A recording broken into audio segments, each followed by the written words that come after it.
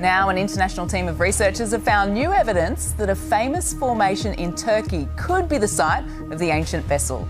It began with a shape carved into the mountainside, a ghost of a ship fossilized in mud. But when scientists drilled inside, what they uncovered didn't just rewrite history, it terrified them. Buried deep beneath the soil of eastern Turkey, the discovery matched the Bible's oldest tale, too closely to ignore. And what they found next? No one was ready for it. Deep in the rugged hills of eastern Turkey, a secret lay hidden, waiting for the right eyes to see it. Mount Ararat, snow-capped and imposing, stands as the backdrop to one of history's greatest mysteries. In the 1950s, an aerial survey by the Turkish military revealed something strange. A large boat-shaped formation embedded in the earth, perfectly aligned in dimensions with the biblical ark's measurements. At first, it was dismissed as just another geological oddity, just another natural formation. But the structure didn't let go of the human imagination. Was this just an accident of nature? Or was this the resting place of Noah's Ark, the vessel that survived the Great Flood? The news of this shape quickly spread, first to nearby villages and then to the world. In the 1960s, teams from BBC and National Geographic trekked up to the Durupinar Formation, capturing photos of the now famous mound. It looked too much like a boat to be dismissed as mere coincidence. The length was strikingly close to 300 cubits, as detailed in Genesis. And yet, despite all the attention, the formation remained unexplained. It wasn't until much later that the real investigation began. As the years passed, the Durupinar Formation became more than just a curiosity. It became a puzzle that scientists and archaeologists could not ignore. The formation's dimensions, 538 feet long, over 100 feet wide, and nearly 60 feet high, seemed too precise to be a random geological formation. It echoed the measurements described in the Genesis account of Noah's Ark, where the ark was said to be 300 cubits long and 50 cubits wide. In the early 2000s, a coalition of international scientists, led by Professor Faruk Kaya from Ara Ibrahim Chechen University, began a thorough investigation of the site. Kaya, a geologist by training, had always been intrigued by the formation's alignment and strange features.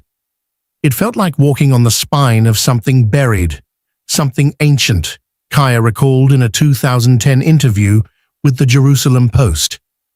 The team started with basic mapping and measurements, working to confirm the structure's size. What they found astonished them.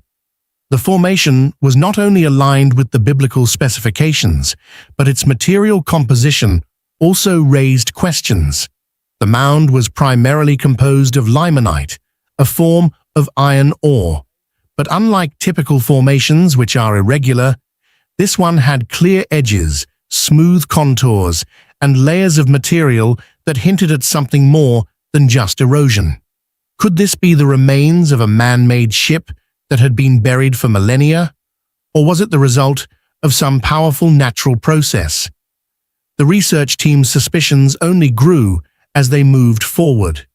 But the real breakthrough came in 2021, when a new wave of advanced technological scanning was brought to the site. A team of scientists from Istanbul Technical University and Andrews University in the United States used ground-penetrating radar, GPR, and 3D imaging to take a closer look at what lay beneath the surface. What they discovered was mind-blowing. Hold on a minute. If you have not subscribed to this channel, do well to subscribe, like, comment, and share videos of this channel, and don't forget to turn on the notification bell. In 2021, when the team began their use of ground-penetrating radar, GPR, and resistivity scanning, They were hoping to find simple geological formations, or perhaps nothing at all. But what they uncovered shook the foundations of their assumptions. The radar scans revealed a hidden world beneath the surface. Tunnel-like voids, deck-like layers, and angular features that were too precise to be a natural occurrence. These shapes seemed to mirror the biblical description of Noah's Ark, complete with chambers, compartments, and a central corridor that stretched across the formation. One of the lead researchers, Andrew Jones, described the find to Fox News Digital. "It's exactly what you'd expect to find if you were searching for a man-made vessel." The scans not only showed distinct structural features resembling a ship, but also revealed anomalies beneath the surface that could not easily be explained by natural forces. Further investigation of the soil samples taken from the mound revealed something astonishing. The soil inside the formation contained 3 times more organic material and potassium than the surrounding earth. This discovery was crucial. Potassium levels are commonly associated with decayed wood or organic matter, which suggests the presence of a large, ancient wooden structure buried beneath the mound. Professor Kaya, one of the team leaders, noted, "We're not saying this is Noah's Ark, but the similarities are impossible to ignore." The most significant find, however, came from the marine deposits. The clay-like substances, shell fragments, and remnants of marine life embedded in the soil pointed to a time when the area was submerged underwater. This was not just a flood, it was something far greater. Radiocarbon dating suggested these findings date back to a time period between 3,500 and 5,000 years ago, aligning perfectly with the biblical timeline of the Great Flood. As these findings came to light, they made headlines across the globe. The New York Post ran an article headlined, "New evidence at Durupinar Formation supports the myth of Noah's Ark," while NDTV and Fox News published detailed reports on the latest discoveries. As the scientific community began to debate the significance of these findings, believers and skeptics alike joined in the conversation. However, not everyone was convinced. Despite the compelling evidence, the scientific community was far from unanimous in its conclusions. While some were excited by the possibility of confirming the biblical story of Noah's Ark, others were deeply skeptical, questioning whether the Durupinar Formation was simply a freak of nature. Dr. Lawrence Collins, a seasoned geologist known for his critical stance on biblical archaeology, was one of the most vocal skeptics. He argued that the formation was likely a synclinal basin, a natural geological structure shaped by the Earth's shifting plates, mud flows, and erosion. According to Collins, the angular features and boat-like shape were simply the result of tectonic forces, not human craftsmanship. Collins wasn't alone in his skepticism. Popular Mechanics published an article emphasizing that natural forces, such as wind and water erosion, could have created the mysterious shape without any human involvement. Geological evidence from similar formations around the world pointed to natural causes behind what some were calling the Noah's Ark Formation. Moreover, Dr. Fatih Ahmet Yüksel, another prominent Turkish geophysicist, took issue with the radiocarbon dating results, claiming the time period wasn't precise enough to confirm any correlation with Noah's Ark.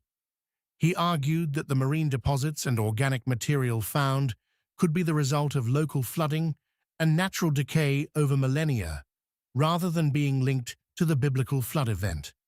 But despite these challenges, the Durupinar Formation continued to captivate the public imagination. It wasn't just the scientific community debating the findings, it was the entire world. Local villagers, many of whom had passed down stories of Noah's Ark being hidden in the region for generations, began to feel vindicated. For them, this was more than just a theory. It was a confirmation of their ancient beliefs. Meanwhile, in the press, the debate raged on. Some outlets, like the Christian Broadcasting Network, CBN, painted the findings as a divine sign, while others, like National Geographic, adopted a more cautious tone, noting the lack of definitive proof. As scientists and journalists wrestled with the evidence, one question loomed large. If this wasn't Noah's Ark, then what was it? As the debate continued to heat up, the Durupinar Formation quickly became a symbol of the broader divide between science and faith, a battleground where hard evidence met spiritual belief. While some scholars remained adamant that the site was merely a natural formation, others began to look beyond the geology and explore the theological implications. On one side, creationist groups seized on the findings as a vindication of biblical history. They saw this discovery as living proof that the Genesis flood was not a myth, but a literal event that had shaped the history of humanity. Their arguments resonated with those who had long believed that the Bible held historical truths, not just spiritual lessons.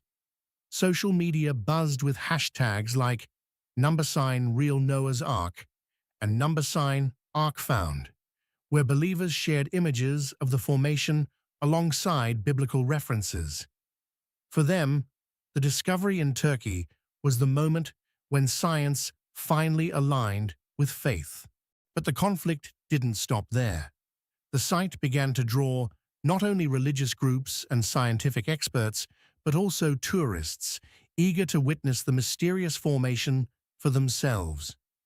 The rise of Noah's Ark-themed attractions led to a boom in tourism in the region, with visitors flocking to see the boat-shaped mound and take part in the growing cultural and religious significance of the site.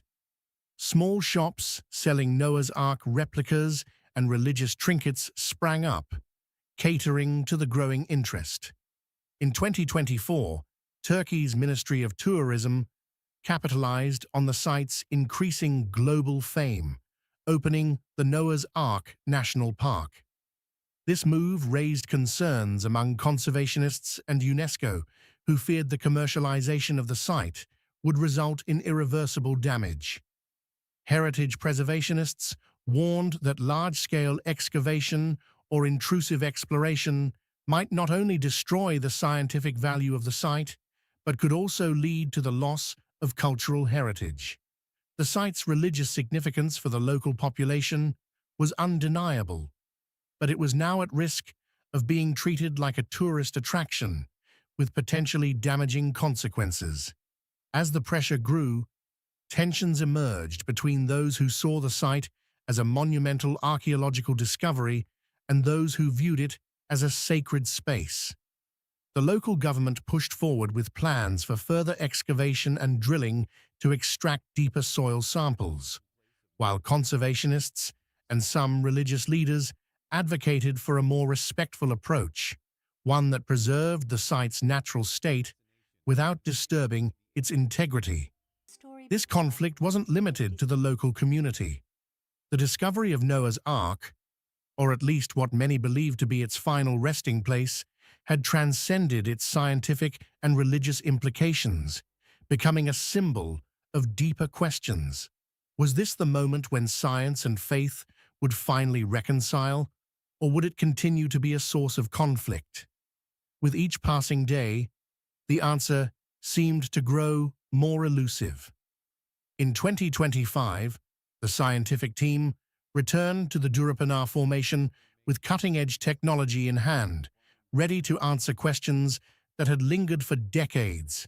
Equipped with the latest tools like LiDAR, light detection and ranging, resistivity scanning, and high-resolution GPR, the researchers sought to peer deeper into the Earth than ever before. This was no longer about simply measuring the formation's size.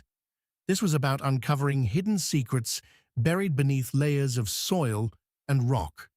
What they found sent a ripple of shock through the research community. Using LiDAR, The team mapped the hidden contours of the formation with unprecedented clarity. The scan revealed symmetrical structures, straight lines, and even right angles, features that simply didn't occur naturally. What looked like random rock formations from the surface now appeared to be part of a larger, deliberately constructed structure. The images were clear.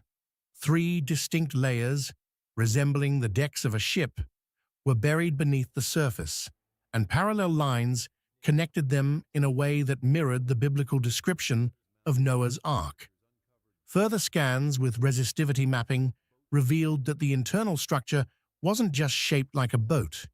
It had wooden-like qualities. The scans picked up signs of wood decay, possibly petrified remains, and organic materials that suggested this wasn't a geological formation at all. It was the fossilized remains of a massive structure, likely once made of wood. This discovery alone raised the stakes. Could this be the Ark of Noah, preserved in time by a catastrophic flood? But the most shocking development came when the team began soil core sampling. The soil extracted from the deepest layers contained marine debris, clay-like substances, and even traces of shell fragments, all signs that this area had once been submerged underwater. These findings, combined with carbon dating that placed the structure's age at between 3,500 and 5,000 years ago, supported the idea that the site had been part of a much larger, catastrophic flood event, exactly as described in the biblical narrative. As the team analyzed the data, they couldn't help but draw parallels to the Noah's Ark story. A giant boat, made of wood, floating during a great deluge. The structure they were uncovering, deep within the earth, seemed to match the description in Genesis too perfectly to dismiss. But as these findings came to light, they raised more questions than answers.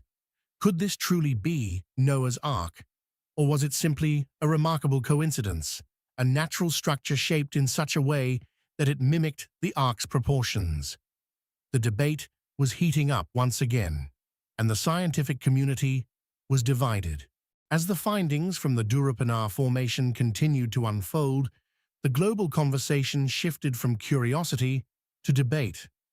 The discovery of possible evidence for Noah's Ark was no longer confined to academic circles. It had become a cultural phenomenon, sparking intense discussions across the world. News outlets, social media, and religious communities were abuzz with the possibilities, while others were quick to cast doubt on the credibility of the claims. For believers, the discovery was nothing short of a miracle. Many saw it as divine confirmation of the biblical flood, reaffirming the idea that the Ark, long considered by some to be nothing more than a metaphor, was an actual physical structure that survived a global catastrophe. Faith-based channels, including Christian Broadcasting Network, CBN, ran segments that celebrated the discovery, calling it proof that the Bible's most famous flood story was historically accurate. Pastors and theologians from around the world echoed similar sentiments, arguing that the physical evidence found in Turkey aligned with the biblical narrative of the Great Flood. Skeptics, however, were equally vocal in their resistance to the claim. Geologists and archaeologists from top universities continued to argue that the formation could be explained by natural geological processes such as tectonic shifts or erosion. Tim Newcomb, a journalist from Popular Mechanics, wrote that extraordinary claims demand extraordinary evidence, and that the Durupanar Formation had not yet provided sufficient proof to support the claim of being Noah's Ark. Dr. Lawrence Collins, a renowned geologist, was among the most vocal skeptics, maintaining that the formation was purely natural, shaped over time by the forces of nature. The scientific community remained deeply divided. Some researchers, like Dr. Andrew Jones, insisted that the evidence, such as the discovery of organic matter, marine debris, and the arc-like structure revealed by ground-penetrating radar, GPR, was too compelling to ignore. This structure, Jones argued, is too perfectly aligned to be a natural coincidence. The features we've uncovered mirror what we would expect to find in a man-made vessel. However, Dr. Fatih Ahmet Yüksel and other skeptics maintained that the findings were being misinterpreted and that the marine deposits found in the soil could have been caused by local flooding or natural decay rather than a global deluge. While scientific debates raged, public interest in the site skyrocketed. In 2024, more than 120,000 visitors came to Noah's Ark National Park, the Turkish government's new initiative to capitalize on the growing tourism surrounding the site. Gift shops sold miniature Ark replicas, T-shirts bearing the slogan, "I survived the debate," and guides offered tours that mixed scientific facts with biblical storytelling. The site had quickly transformed from a mysterious formation to a symbol of cultural conflict, with every visitor interpreting it through their own lens, science, faith, or myth. As the world watched the unfolding drama of the Durupınar Formation, the question became, what's next? With the global attention surrounding the site, Turkish authorities, researchers, and conservationists were now faced with a delicate balance. The scientific community was eager to dig deeper, while cultural and religious groups viewed the site as a sacred treasure. What could be uncovered, and at what cost? In 2025, the Turkish government took a decisive step. Despite concerns from UNESCO and local preservationists who warned that excessive excavation could lead to irreparable damage, they greenlit core drilling to extract deeper soil samples. This drilling would provide more precise data on the age of the formation and could potentially offer further insight into the marine debris and organic materials found beneath the surface. The drilling was seen as a way to move forward scientifically, but it also opened up a flood of debate regarding how far the researchers should go in their quest for the truth. Many local leaders and religious figures who had long held on to the belief that this was the final resting place of Noah's Ark felt a deep sense of spiritual reverence for the site. In a quiet village near the formation, local Imam Mustafa Aydin led prayer sessions at the foot of the mound, calling it a holy place. For them, it was not just about historical discovery, it was about the spiritual significance of the Ark as a symbol of hope, survival, and divine intervention. This is not just an archaeological site, Aydin said in an interview. It is a living testament to our faith and our survival. The debate intensified as scientists, religious leaders, and tourism officials pushed for access to the site.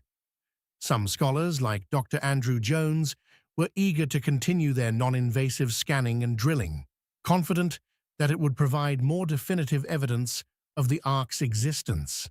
But others, including Dr. İpek Yılmaz, a preservationist, warned that drilling and further excavation could destroy the very thing they were trying to uncover. Meanwhile, the tourism boom in the region continued to grow, bringing both economic prosperity and cultural tension.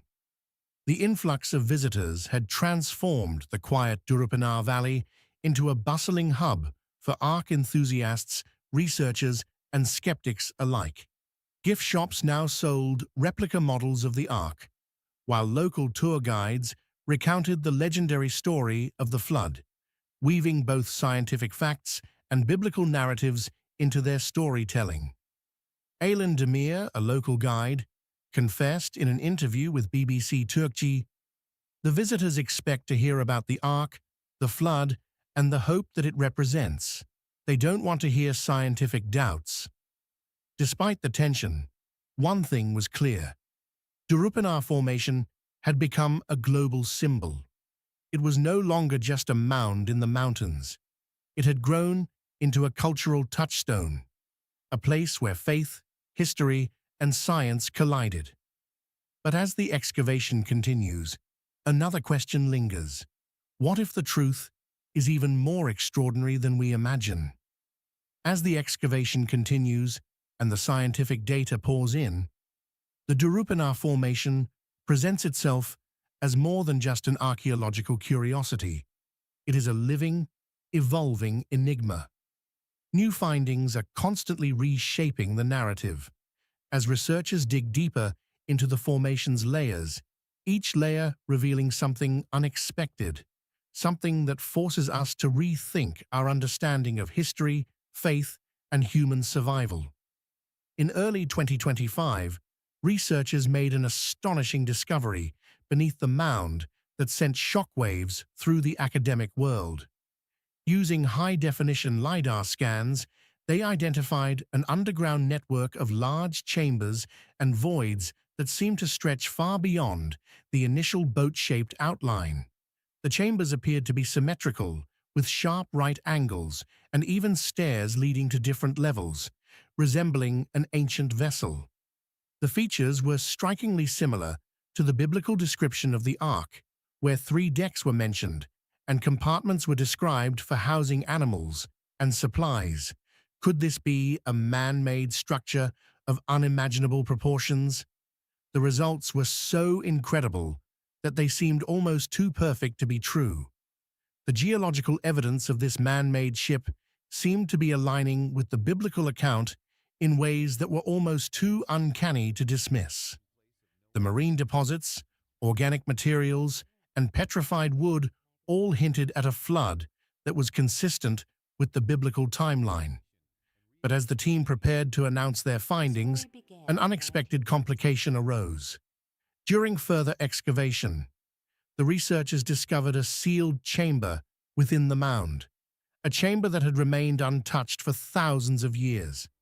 Thermal imaging and sonar scans showed what appeared to be metallic anomalies, objects buried deep within the chamber. The discovery sent a ripple of shock through the team. What were these objects? Were they tools, relics, or something more? With the global media spotlight now firmly fixed on the site, the scientific team has promised to continue their work. But with caution. Andrew Jones, the lead researcher, emphasized in a press conference that the sealed chamber would require careful handling. This is a fragile site. We are not treasure hunters. We are uncovering history. And we must be respectful, he said, his voice laced with both excitement and reverence. The implications of these findings, however, go far beyond just confirming the existence of Noah's Ark. If the Ark is truly buried here, it could be a proof of human resilience and divine intervention that stretches back to the earliest days of civilization. The discovery could rewrite not just biblical history, but human history itself. However, one key question remains. What's inside the sealed chamber? Could it contain the answers to questions that have been buried for millennia?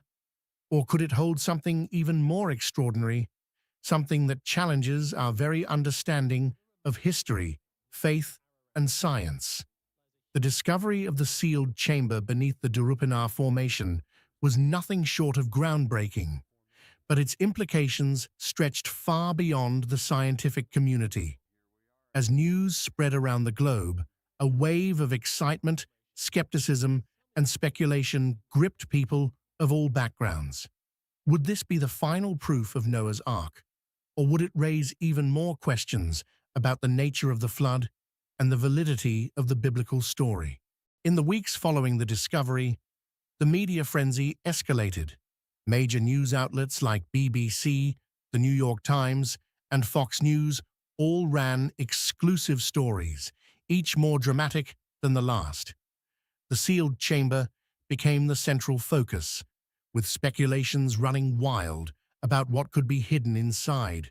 Could there be artifacts, tools, or even written records that had been preserved for thousands of years, waiting to rewrite history? Religious communities, especially those with strong ties to the Bible, began to see this discovery as divine confirmation. Religious leaders from various denominations began to flock to the site, offering prayers and ceremonies, calling the discovery a miracle that proved the biblical narrative. Rabbi David Wolpe, a leading theologian, wrote in his Time magazine op-ed, "If this is truly the Ark, it forces us to confront a deeper truth about our origins, our faith, and the role of divine intervention in our survival." Evangelical groups and creationist organizations were particularly vocal, celebrating the discovery as a vindication of the biblical flood.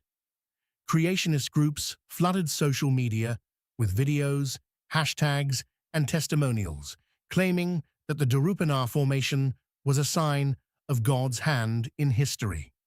For them, this was the final proof that the Genesis account of Noah was not a metaphor or allegory, but a true historical event.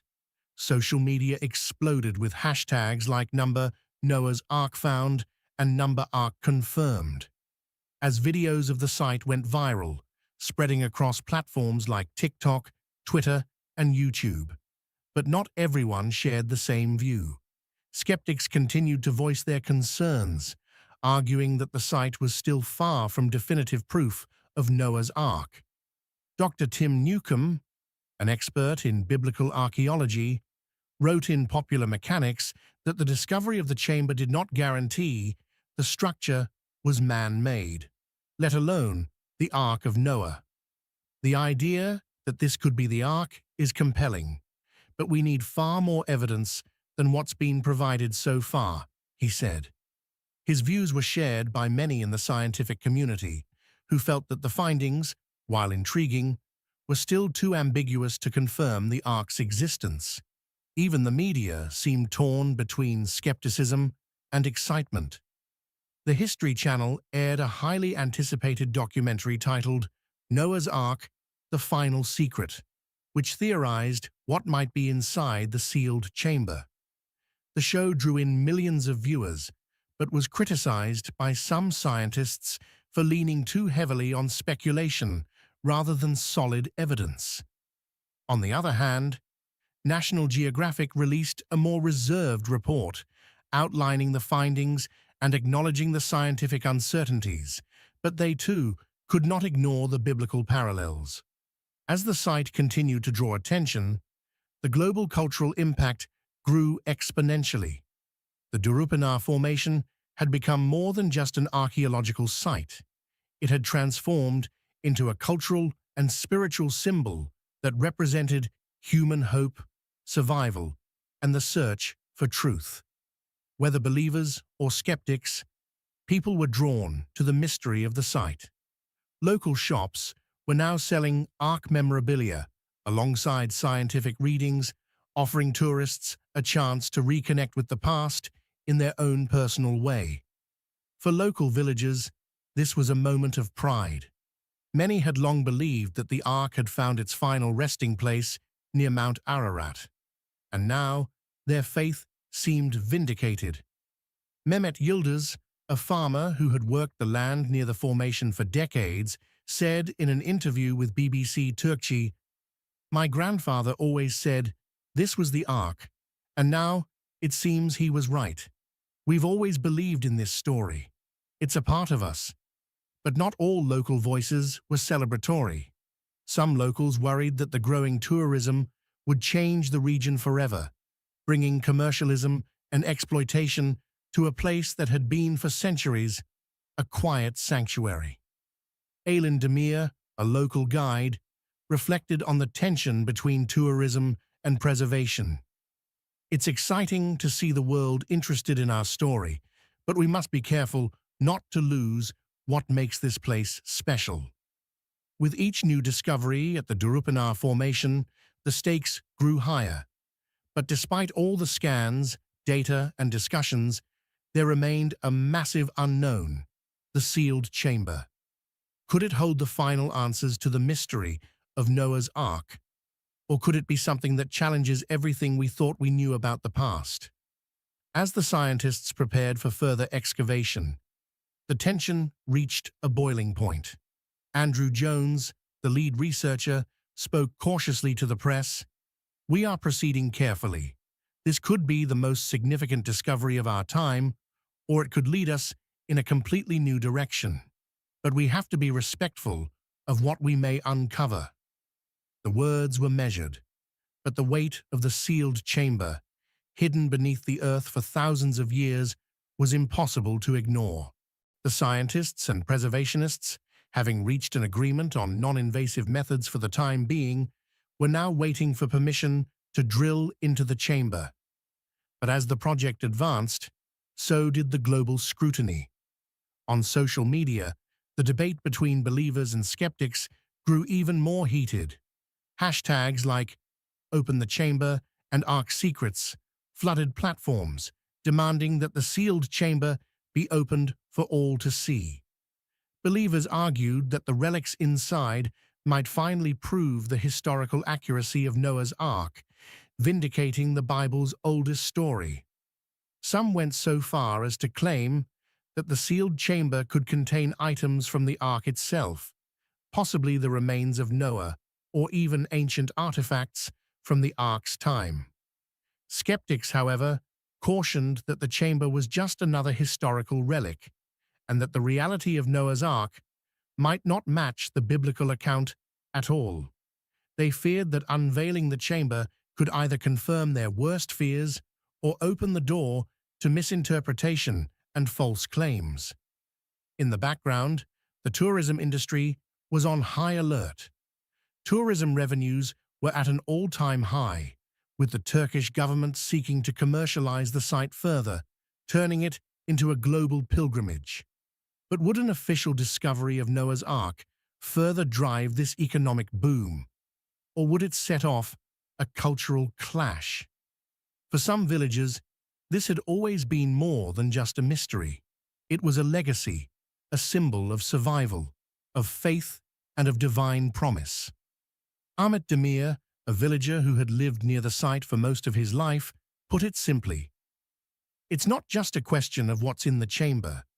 It's about what it means for us. This place has always been part of our story, our identity. Whether it's the Ark or something else, it's a part of us." The truth, however, remained elusive. The sealed chamber beckoned, waiting for scientists to finally reveal what it held. But the question loomed larger than ever. What if it was something the world wasn't ready to hear? As the global anticipation reached a fever pitch, the Turkish government authorized the first round of non-destructive drilling into the sealed chamber. The data collected could answer a long-standing question, but at what cost?